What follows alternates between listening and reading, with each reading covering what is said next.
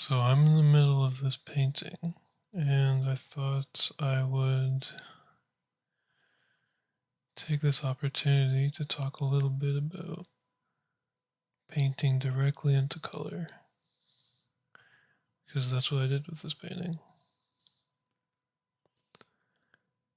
And I'm going to talk a little bit about why I thought, or why I think that I had so much trouble painting directly into color initially, because I struggled with it for a very long time. And I don't have as much trouble anymore. Um, and some of the reasons, or some of the ways in which I kind of got over it might be a little unorthodox. So, um, it might be useful to some people who have been watching videos and they still don't feel like they um, are really making much progress. So maybe you can try some of the ideas that I have. Um, but I'll show you how this painting was done, or I'm still in the middle of it, but how I started it. And you can see my palette there top on the top left. Um, this entire painting is done with just one hue. I did not select any different hues throughout the entire painting. If I select them, you'll see it's all just. I I can see the hue slider moving a little bit, but I'm not sure why it's doing that. I selected this just by picking like this. So ignore why it's doing that. I don't know why it's doing that. But I started with, I think this was my base color, and then I just started picking randomly. Just started picking randomly a bunch of tones, not really thinking too much about them. And you can see here there's maybe some like duplicates, like these two are pretty similar. These two are pretty similar. And like these two grays, I was just kind of picking randomly. And then I just started painting. And so I think that's a really good way to start if you're having trouble painting in color. Just pick any hue you want, probably a warm hue, just because, well, if you're going to paint skin, it might, and you're having trouble painting in color, and then you pick a color like this, like pink or purple, that you might have some trouble with that, but so maybe pick a warm here, like a natural skin tone area, and then just select colors at random. And make sure you pick the grays as well. Don't just stick around in this area, go all the way. And then just pick, and as you're painting, just anytime something doesn't feel right, just pick a different hue. And it doesn't really, you don't really have to think too much about harmonizing the palette because it's all just one hue. It'll all harmonize just fine. Before I go into the actual process of painting, like the practical application of like how I'm turning form and how I'm carving detail in and how I'm managing values and color and structure at the same time, because I didn't really have much of a sketch to go off of. I had a loose drawing and then I just started painting.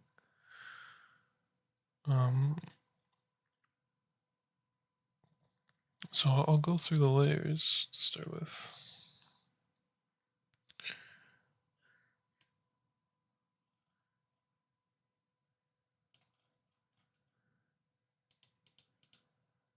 So this is what I started with.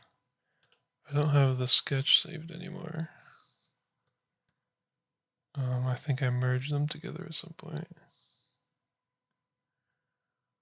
But this is basically how I started. I try to get my darkest color and my lightest color on the painting right away, so I can kind of manage my darks and lights, or I can manage the turning of form. Like if I don't put in my lights and my darks right away, I have trouble assessing the entire value range of the painting, and so everything kind of feels washed out. So that's why I like starting with maybe not necessarily my darkest dark, but you know, pretty close to it. Because sometimes you like adding some extra value at some point later on. Um, anyway, so next, I'm just kind of slowly chiseling away. Not chiseling necessarily. I'm not really too concerned about any individual brushstroke, because it's just a continual process of molding and changing and adding colors and values and even changing the forms around.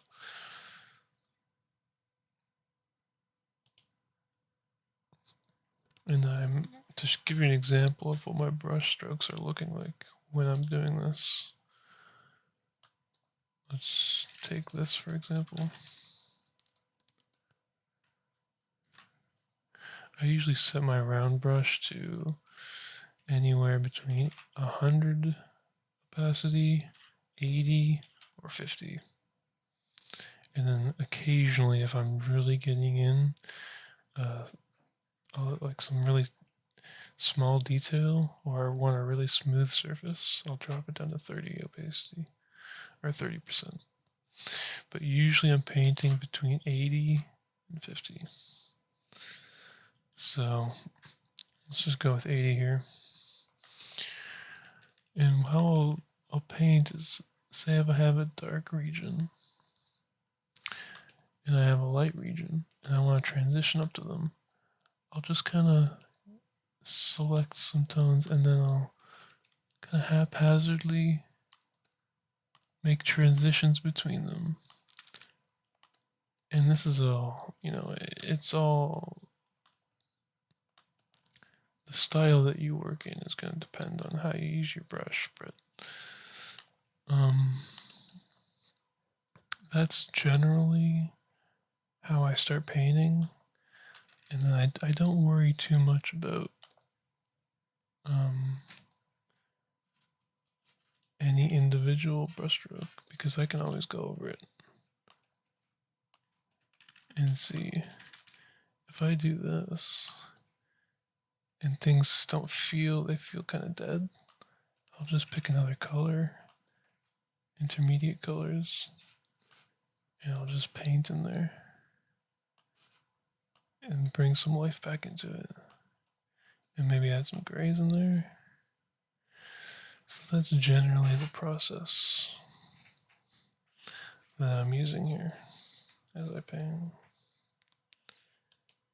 And I'll talk a little bit more about some more specific examples. Maybe I'll go back and I'll paint some of this. I'll just continue painting at the end of the video, or maybe at some point during it, to show like something more practical or something more applicable than just random brushstrokes on a sphere that don't really correlate to anything in particular.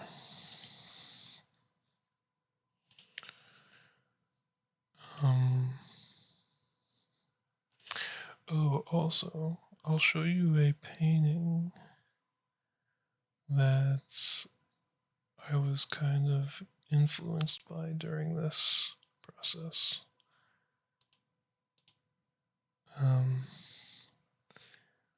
This painting here in particular,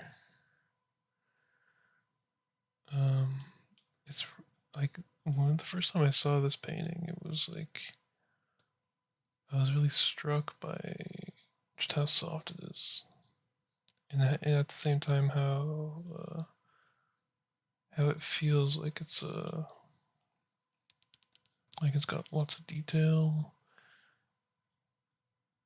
Like it's not really that impressionistic, even though it's really really soft. So this painting was a big influence on me during this process. I really wanted to capture the softness, specifically in the silhouette. And yeah.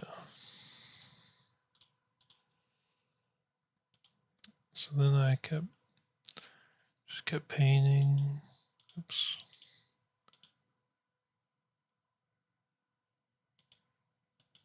What's the order here? Okay.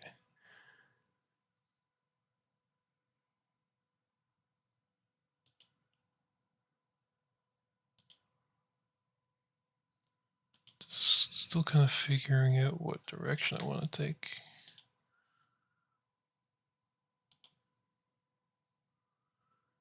You can see here how my darks are fairly well defined, and then I go in and I lighten them, and that's searching for this kind of softness in the eye.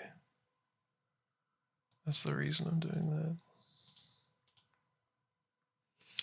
I think it's like bringing atmosphere into the shadows. That's how I kind of think about it.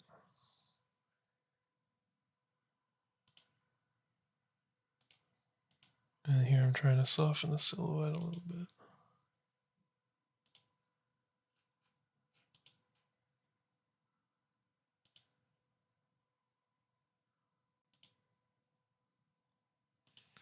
And here I'm trying to make it more cohesive with the background.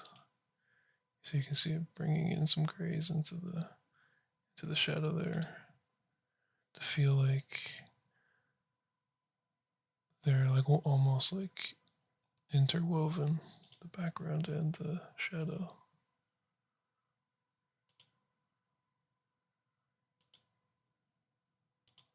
And here again, I'm adding more light into these well-defined shadow areas because I want to bring in that feeling of atmosphere into the shadows.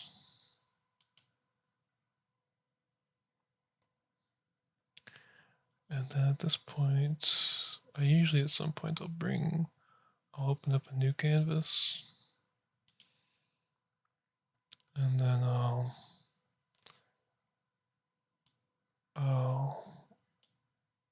adjust the values a little bit. Because I used to have, or I still do kind of have this issue where sometimes the painting feels a little bit washed out. So I'll adjust the values a little bit. And it might be overkill. I'm not really sure. Because I don't mind this, but just to be safe, I usually adjust the values a little bit. And then I changed the eye because it felt like it was, I don't know, it started feeling distracting. Like it's too different from this eye. And it's maybe out of perspective or something. So I changed that a little bit. And then I added some detail to the eye to bring in a little bit of a focal point. And a little more definition in the shadows here.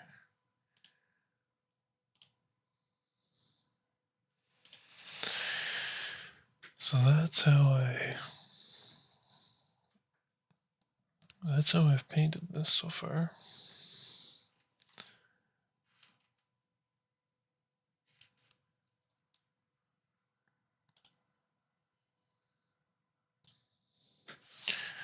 So now I'll get into a little bit more the practical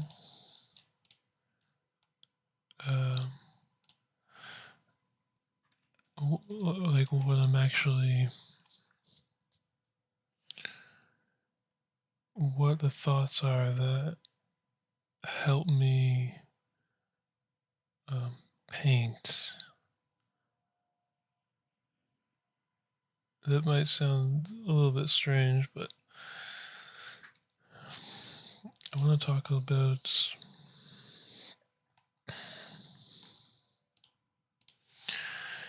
for example, the surface area of all these forms, right? There's lots of color and value variation going on.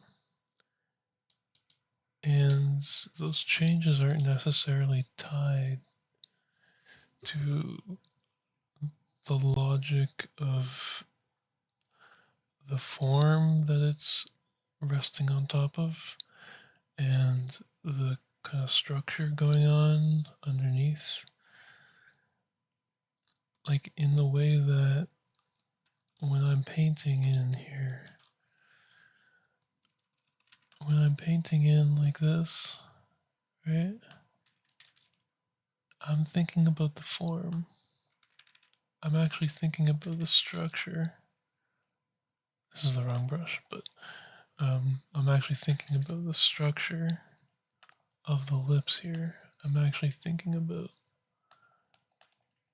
the anatomy a little bit and how it relates to the lighting situation that I'm working with. But that's not what's going on for the majority of the painting. That's not how I'm thinking. Most of the painting, I'm just creating. I'm taking a plane, the planes of the face. How this, let's say this might be a plane. If I just fill that plane in, and this is going to be different for everybody depending on the style that you like and what kind of paintings you want to make and all that. But if I just have a flat plane,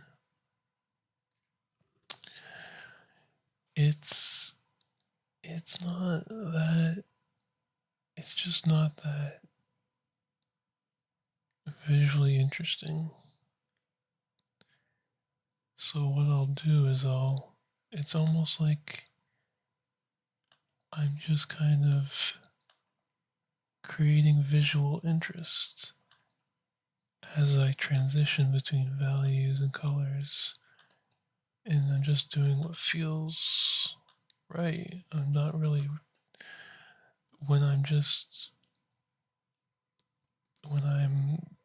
most of the time when I'm painting, I'm looking for what feels right, and then I'll transition into what is when I need to anatomically like portray something more accurately.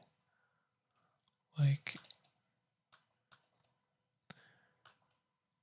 now I'm thinking a little bit more about anatomy. I'm turning the form of the cheek here. I'll indicate the bottom of the eyelid there. Now I'm thinking a little bit more about anatomy, right? But for the majority of the painting, I'm actually not thinking like that. And this is a good example. I'm just creating a visual interest that appeals to me without too much concern for the logic behind. I'm still trying to keep things relatively close together in value, even if the saturation might be wildly different, right? There's a pretty big jump there. But, I mean, you can see that the value is almost not changing at all.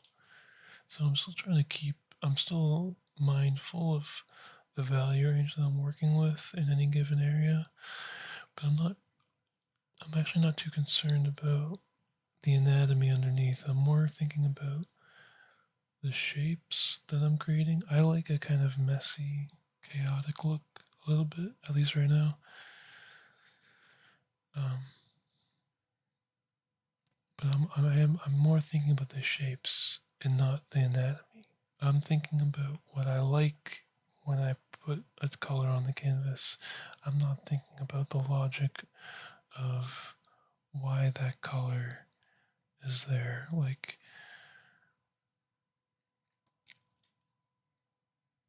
as things like the color zones of the face, for instance.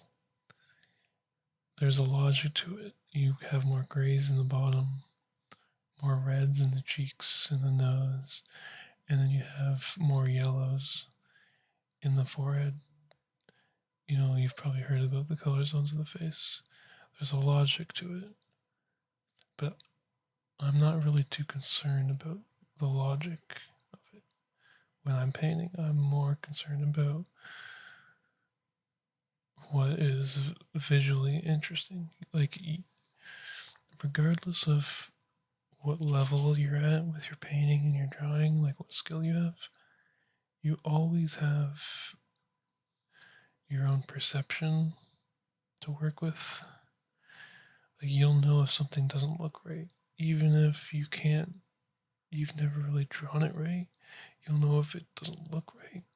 And so you can use that. You just need to work out what feels right rather than thinking about too much about what is right. And there's obviously a balance there because at least to me, it is important to get better as far as the technical side of art goes, but I'm not thinking about that so much when I'm painting. I'm relying on, do I like it? Rather than, is it correct? Is it logical? Is there a reason why I'm making this more saturated or less saturated? I do generally put more saturated colors next to darker areas for a number of reasons, but also because they tend to blend better together. For instance, if I have this dark area here, and then I take my most saturated color on the canvas, and I put it right next to it, it surprisingly blends in pretty well versus like putting it in the middle of the canvas. Like if you actually put your saturated colors next to your darks, it works a little better. And there's a technical reason for that. Or I mean not technical, there's you can work out the logic for that. But I'm just mostly concerned with, again, just what feels better to me. And it feels better when I do that. But yes, there are technical reasons like subsurface scattering on the skin, which you've probably heard about. So I'm not going to go into all that stuff. But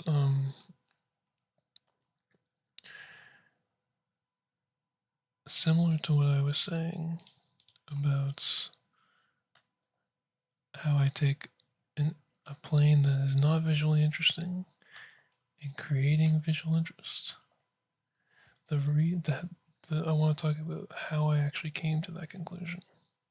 Like why do I work that way? So, or how did I arrive at that idea? Because I think it's important to talk about like how I came to this kind of a conclusion um, rather than just uh, say that's what I do. I'd rather talk about how I got there. So I used to do, or I still do, but not quite as much. I used to do quite a lot of abstract drawings, or not abstract in the fine artist kind of way, but I would practice, like I would draw all kinds of shapes in my sketchbook, and I would ask myself, how can I make them look better? Like I'll take a shape and I'll ask myself, okay, can I do something to make this more interesting? And so I would like combine different shapes. I would, I would start rendering them. I would try all kinds of different things. Like what can I do to make something look more interesting? And one of the things that I found was that it's actually really, really easy to take something that's not interesting and make it interesting. So let's say I take this shape here, right? How can I make that more interesting? All I have to do is just like add a few scratches, like just scribble on it a little bit, and all of a sudden, it's just visually more interesting than it was before. You see?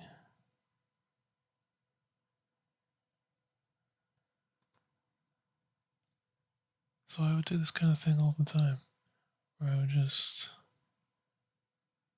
try to draw something abstract and then try to make it more interesting. And so that's how I kind of arrive at the conclusion over here, where I might start my painting off, right? And it looks like this. How do I progress the painting? I will do the exact same thing that I just did here. I'll just create visual interest. And so that's, to me, when you're painting in color, it's, you have to move back and forth between the the logic that's going on with the form, right? Things moving from light to dark, and the structure of the nose and the eyes and the mouth and the planes of the head.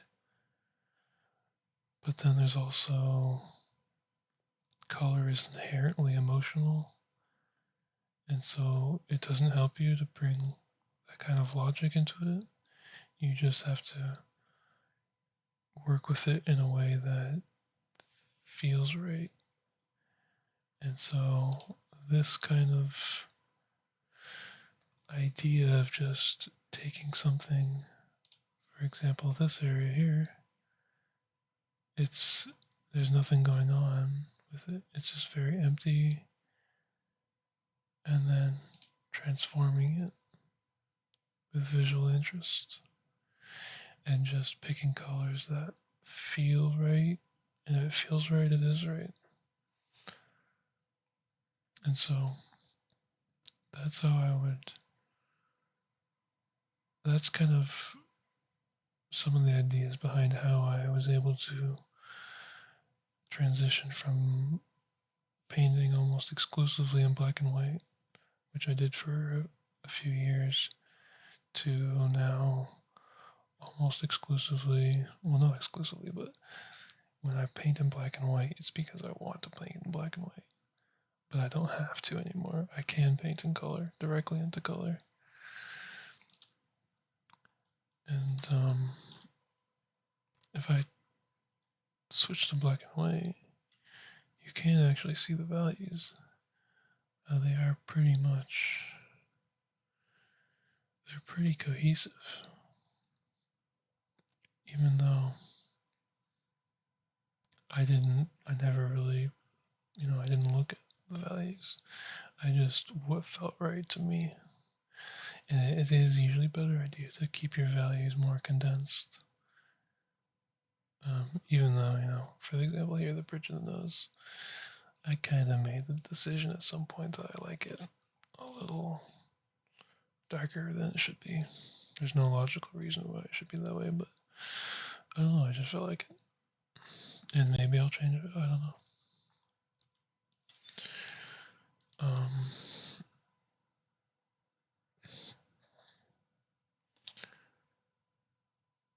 I think that's everything I wanted to talk about. But now I will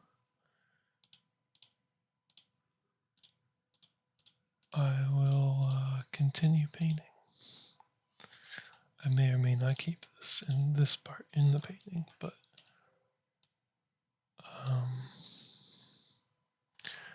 I'll just put these ideas into practical effect by just continuing to paint, and see. So you can see, like, well, at this point, I'm not really going to be too focused on the more emotional side of color. I'm just going to be thinking about more logical things like the anatomy, or like creating detail, because I'm kind of at that stage in the painting where I'm not really establishing my palette anymore. I'm not really establishing the color zones too much. I've pretty much got things in place, so I'm gonna add a little bit more detail in the eye here, and that's mostly going to be about the values that I use, and not really about the colors, because I'm just at that stage where I'm adding detail. So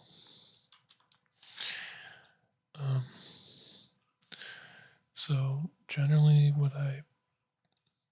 how I'm going to go about adding more detail into this eye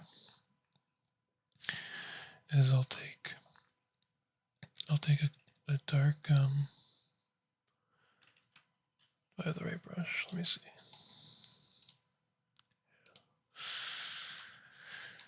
So I'll take a dark value like this,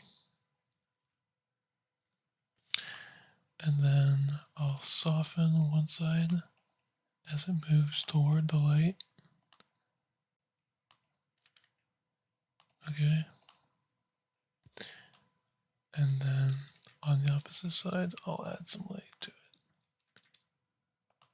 And that's generally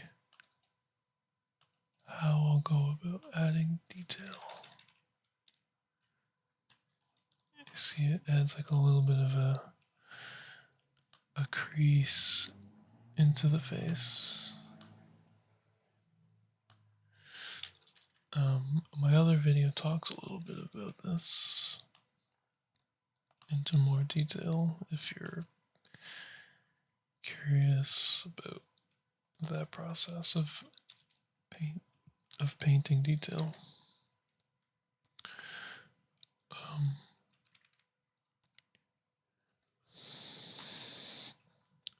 I suppose I'll define the bottom eyelid here a little bit.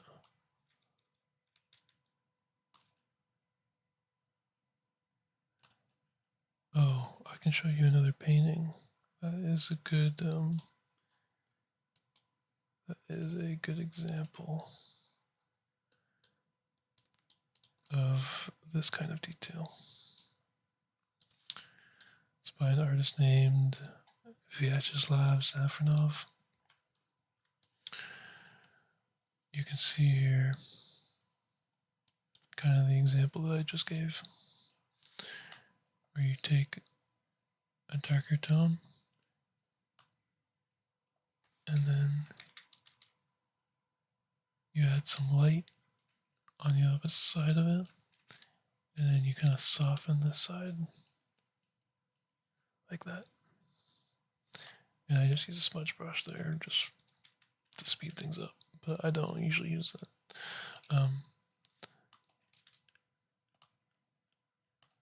And then, so yeah, that would be like, that's like a good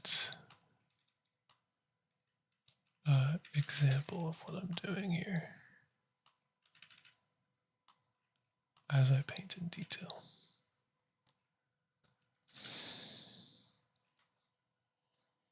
He's a good artist to look at for that kind of thing.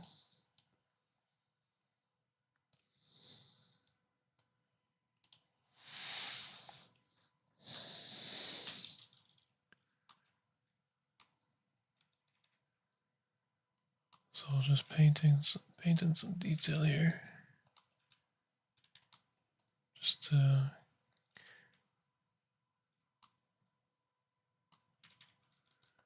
give you an example. And I'll often I'll go back over something, or I'll paint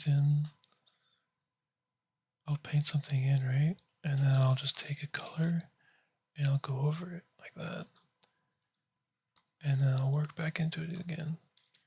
And that kind of gives it a little bit of a softness and a little more color variety and a little just more, it just feels good to do.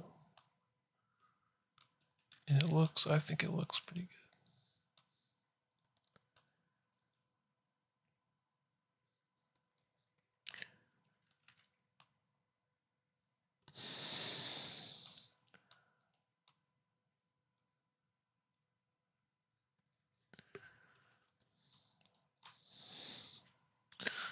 There's all kinds of things I could do.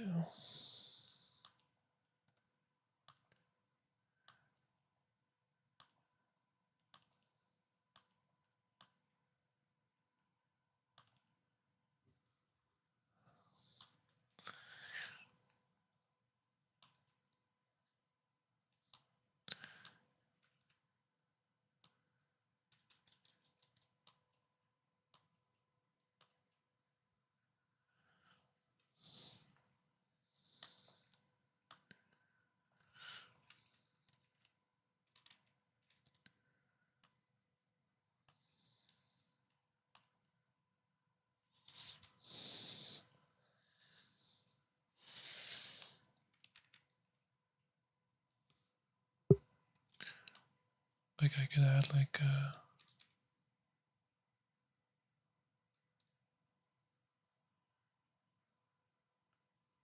I do this kind of quite a bit, but I like doing it. Where it's like kind of like a waterfall or something.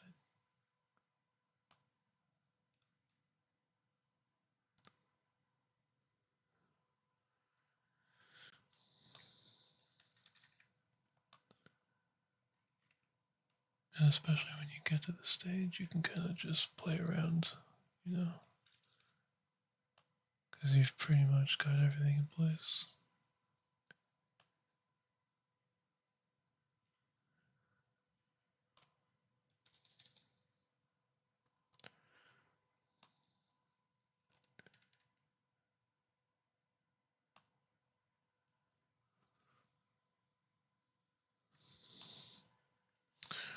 I wanted to keep the eyes pretty soft, but I'm just kind of seeing what happens here.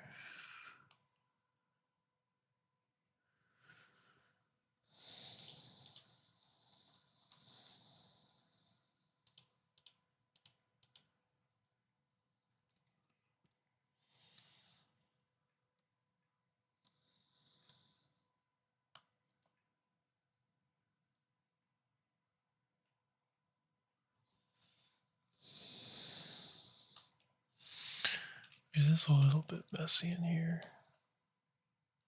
Maybe I'll work on that a little bit.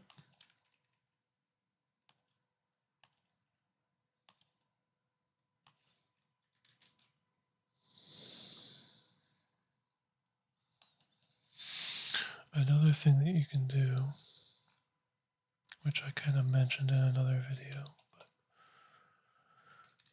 or my one other video really, is if you have an area that feels kind of flat, like a shadow, just add in a core shadow. Don't do it like this. Just add it kind of scattered through across the form, because that's more realistic. Or I'm not really worried about realism, but it's just feels more mature than just doing that.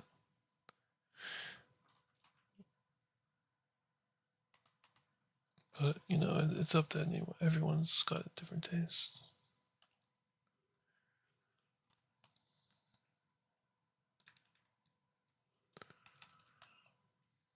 Maybe I'll add a bit of a core shadow here.